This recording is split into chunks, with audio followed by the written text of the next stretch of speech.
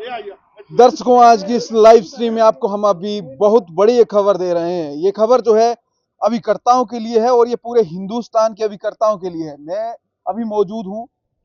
ये अभिकर्ता जो है पूरे ग्रुप में, पूरी बसों में भर भर के कहाँ जा रहे हैं, क्या इनकी समस्या है, पूरी बातचीत करेंगे। हालांकि मैं आपको बता दूं, ये जोगिंदरनगर से ग्रुप जा रहा है। अभी जिस तरह से आप देख पा रहे हैं, all India life insurance agent federation, ये जोगिंदरनगर ग्रुप है, इनसे जानते हैं। और राकेश चौहान जी हमारे साथ मौजूद हैं, इनसे ही जानते हैं। सर, बहुत बहुत स्वागत है आपका। पूरा परिचय दें, ये क्या, आप पूरे क्या समस्या है, किस समस्या को लेकर जो है आप दिल्ली जा रहे हैं? Thank you. सबसे पहले तो मैं आपका धन्यवाद करना चाहूँगा कि आप हमारे इस जो ये आयोजन लाइफ इंश्योरेंस एजेंट फेडरेशन के द्वारा जो किया जा रहा है, इसको आप कवर कर रहे हैं। इसके लिए मैं आपका धन्यवाद करना चाहूँगा। Life insurance agent federations national level पे एक हमने ये निर्णय लिया है कि अभिकर्ताओं और पॉलिसी धारकों से संबंधित बहुत सी मांगे काफ़ी समय से जो है हमारी लंबित पड़ी हैं, जो भारत सरकार के समक्ष भी हैं, एलआईसी मैनेजमेंट के समक्ष भी है और आईआरडीए के समक्ष भी हैं। तो राष्ट्रीय स्तर पर जो लाइफ इंश्योरेंस एजेंट फेडरेशंस, उसमें 2-3 हमारी फेडरेशंस हैं जिन्होंने एक संयुक्त एक निर्णय लिया है कि हम 19 मार्च 2025 को रामलीला ग्राउंड पे एक पीसफुल डेमोसेशंस के माध्यम से सरकार को भी, केंद्र सरकार को भी और आईआरडीए और एलआईसी मैनेजमेंट को ये मैसेज देना चाहते हैं कि हमारे अभिकर्ता साथी की कुछ महत्वपूर्ण मांगे हैं, जिसके ऊपर ना सरकार गंभीर है, ना एलआईसी गंभीर है, ना ही आईआरडीए गंभीर है।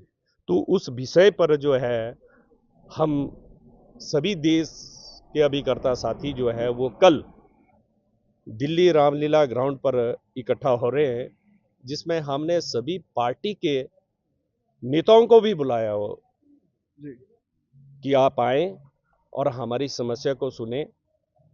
जो केंद्र सरकार में मंत्री भी हैं या विभिन्न विभिन्न पार्टियों के जो है वो वहाँ जो है लोकसभा सदस्य भी हैं, उन सबको हमने आमंत्रित किया है कि आके देश के 13 लाख अभिकर्ताओं की जो समस्या है, जो दिल्ली में इकट्ठा हो रहे हैं, उनकी समस्या को सुना जाए और सरकार तक ये बात पहुँचे, एलआईसी मैनेजमेंट तक ये बात पहुँचे कि बहुत सी ऐसी समस्या हैं जो अभिकर्ता तथा अभिकर्ता के परिवारों से रिलेटेड हैं तथा पॉलिसी धारकों से रिलेटेड है।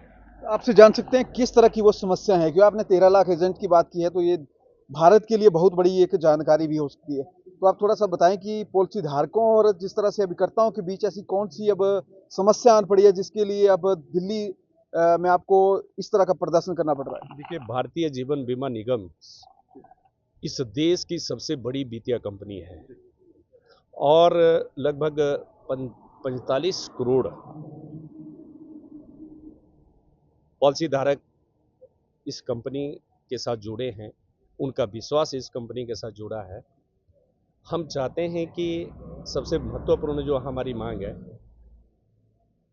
एलआईसी की पॉलिसी को जीएसटी के दायरे से बाहर किया जाए, जो कि हम सरकार से मांग कर रहे हैं।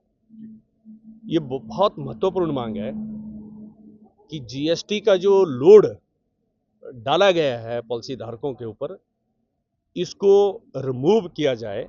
ये हमारी सरकार से एक महत्वपूर्ण मांग है, जो कि सरकार से रिलेटेड है। ये कोई मैनेजमेंट से रिलेटेड नहीं है, एलआईसी से रिलेटेड नहीं है, ये सरकार से रिलेटेड है। सेकंड, हम ये भी चाह रहे हैं कि जो एलआईसी मैनेजमेंट से कि जो पॉलिसी धारकों को जो बोनस मिल रहा है उसमें बढ़ोतरी हो, एक अच्छी रिटर्न्स एलआईसी पॉलिसी के ऊपर मिले।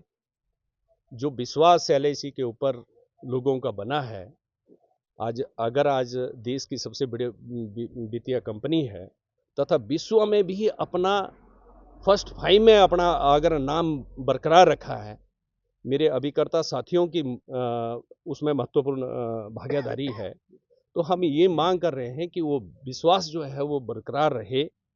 तो ये भी एक महत्वपूर्ण मांग है।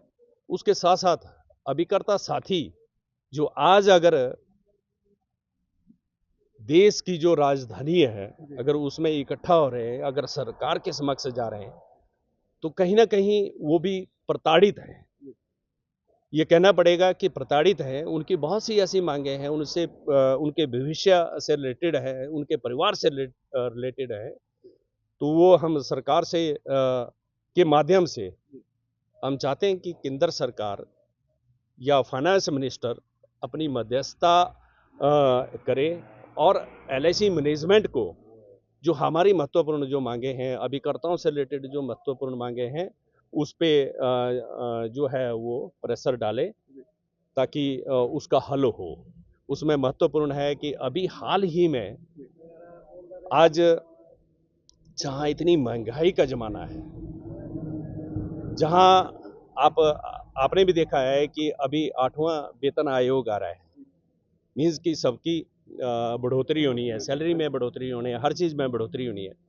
लेकिन एक दुख का विषय ये है कि देश के अभिकर्ता साथियों का जो 1956 से जो एक नॉर्म्स बने थे कमीशंस के, आज हमारी कमीशन को कम किया जा रहा है, हमारे गले को काटा जा रहा है, हमारे एक रोजी रोटी को के ऊपर जो है वो कहीं वार किया जा रहा है। तो ये एक बहुत बड़ी समस्या है कि हम ये मांग कर रहे हैं एलआईसी से कि जो कमीशन आपने कम किया है, जो 1956 से आपने तय किया था, बीच में आपने 1-2% भी नहीं बढ़ाया है उसको, लेकिन इस टाइम जाके अगर उसको कम कर रहे हैं, तो ये तो एक चिंता का विषय है। तो यदि अगर सरकार नहीं सुनती है, एलआईसी नहीं सुनती है, उसके बाद जो जिस तरह से आपने फेडरेशन की बात की है, तो अभिकर्ता साथी क्या करने वाले हैं? अगला कदम क्या होने वाला है? देखिए, जो अभिकर्ता साथी हैं, हमने ये जो एजिटेशन हमारा अभी जो हो रहा है, इसको हमने नाम दिया हुआ है पीसफुल डेमोसेशंस, यानी कि शांतिपूर्वक। हम भारतीय जीवन बीमा निगम के वो साथी हैं जिन्होंने अगर आज भारतीय जीवन बीमा निगम जिस स्तर पर खड़ा है, उसमें बनाने पर महत्वपूर्ण भूमिका अगर रही है तो अभिकर्ता साथियों की रही है। और हम ये चाहते हैं कि अगर एलआईसी है तो हम सब लोग हैं, अगर हम सब लोग हैं तो एलआईसी है। लेकिन हम किसी तरह का ऐसा ये नहीं है, लेकिन जो अपनी बात, हम कोई भारत सरकार के खिलाफ नहीं है, हम सिर्फ इतनी सी बात कर रहे हैं कि जो हमारी बात जो है, जो जेन्युइन बातें हैं, जो एलआईसी को और आगे ले जा सकती है, हमारे मनोबल को ना गिराएं, और जो हमारी समस्या है, जो हमने मैनेजमेंट के समक्ष जो है वो समस्या पर रखी हैं, भारत सरकार के समक्ष रखी हैं, उनका हल होना चाहिए। तो कल दिल्ली में अगर जी हाँ, अगर ये नहीं अगर बाय द वे इसमें अगर सरकार या एलआईसी मैनेजमेंट अगर सीरियस नहीं है, तो कहीं ना कहीं नुकसान हो सकता है। तो नुकसान हो सकता है, आपका कहना ये है। तो जानना चाहेंगे, जिस तरह से कल दिल्ली में रामलीला मैदान में जो 13 लाख अभिकर्ताओं की आपने बात की है, तो उसकी टाइमिंग क्या रहने वाली है जो आप शांति प्रदर्शन कर रहे हैं?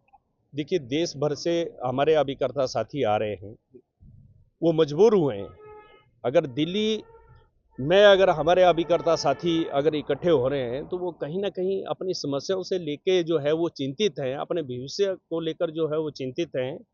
अगर दिल्ली वो लोग सब लोग इकट्ठा हो रहे हैं, लगभग हमारा जो अभी तक जो हमारे पास आंकड़े हैं, 40 से 50 हज़ार के बीच में हमारे साथी वहाँ पहुँचेंगे।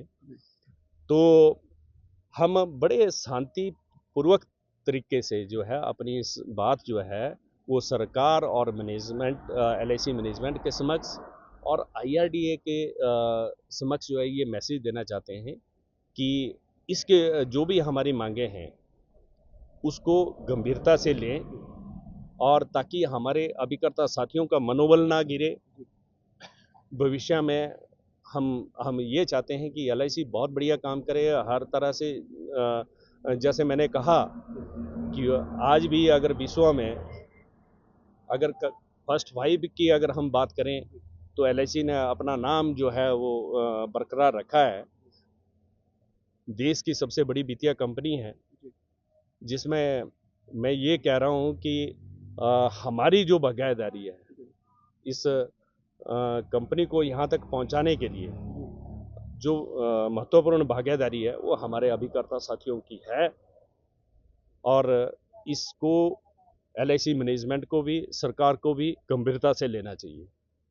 चलिए सर, बहुत बहुत शुक्रिया आपका। Thank you. और हम आपको बता दें कि जिस तरह से LIC फेडरेशन के टोटल जो अभिकर्ता साथी अभी मौजूद थे, और इन्होंने राकेश चौहान जी ने एक बात स्पष्ट की है कि यदि सरकार इनकी बात को सुनना पड़ेगा, और चाहे वो LIC हो, चाहे फिर अगर आप इंश्योरेंस सेक्टर की बात करते हैं तो LIC का पूरे देश में एक बड़ा नाम है। और ये नाम जो है, इसके लिए कल जो है रामलीला मैदान चुना गया है जो दिल्ली में है, और दिल्ली में जो है लगभग 50,000 या इससे अधिक जो है अभिकर्ता वहां पे पहुंचेंगे और शांतिपूर्ण तरीके से जो है ये अपना वहां पे प्रदर्शन कर सकते हैं। तो चलिए, खबरकास्ट की इस विशेष रिपोर्ट के लिए अभी तक बस इतना।